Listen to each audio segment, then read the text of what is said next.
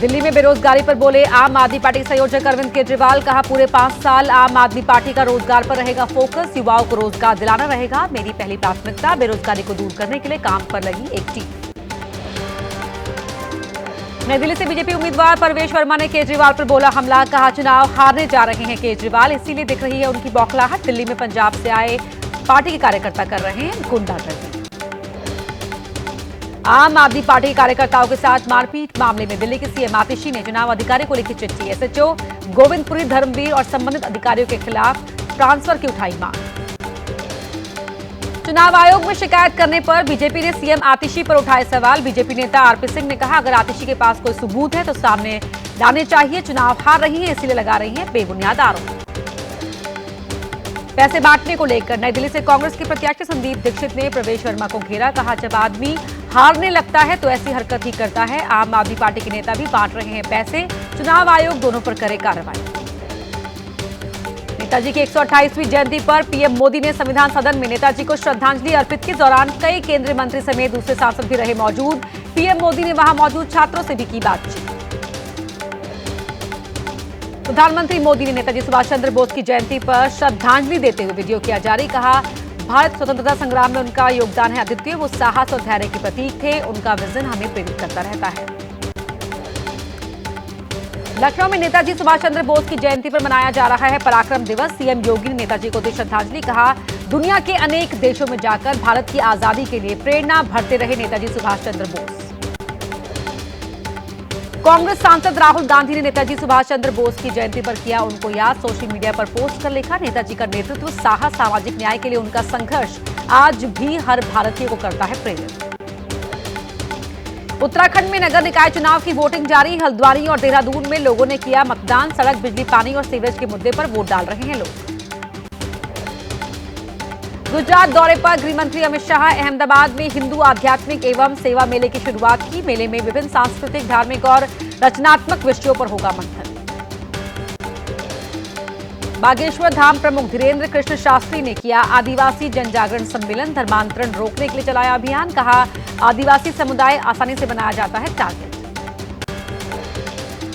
महाराष्ट्र सरकार में मंत्री नितेश राणे ने सैफ अली खान पर हुए हमले का उड़ाया मजाक। बोले सैफ को सही में चाकू लगा था या कर रहे थे एक्टिंग। सैफ पर हमला करने के आरोपी शरीफुल इस्लाम शहजाद के पिता रूहुल आमीन ने एबीपी न्यूज से की बात। कहा बिना वैध कागजात के भारत आया था शहजाद के कुश्ती खिलाड़ी होने की बात को पिता ने नकारा। समर्थकों पर हमले के बाद एबीपी न्यूज से अनंत सिंह ने की बात। अपने ऊपर लगे आरोपों पर कहा कोई किसी को मारेगा तो बचाने नहीं जाएंगे क्या। बोले एफआईआर होगी तो देखा जाएगा। एबीपी न्यूज से बातचीत में अनंत सिंह ने किया दावा। सोनू मोनू ने गांव के कई घरों में लगा रखा है ताला। मदद की गुहार लगाने मेरे पास आए थे गांव के लोग। पीड़ित थाने गए तो पुलिस ने उनकी नहीं सुनी। यूपी के ललितपुर में एलयूसीसी चिटफंड घोटाले के आरोपियों से जेल में ईडी की टीम ने की पूछताछ। 7 राज्यों के 22 जिलों में फैला था एलयूसीसी का जाल। आरोपियों की संपत्ति खंगालने में जुटी है टीम। मुंबई के पास वसई इलाके में चला महानगर पालिका का बुलडोजर। विजयनगर इलाके में तोड़ी जा रही है 34 से अधिक अवैध इमारतें। 34 इमारतों में 2121 फ्लैट्स। प्रशासन की कार्रवाई में 7000 लोग सड़क पर आए।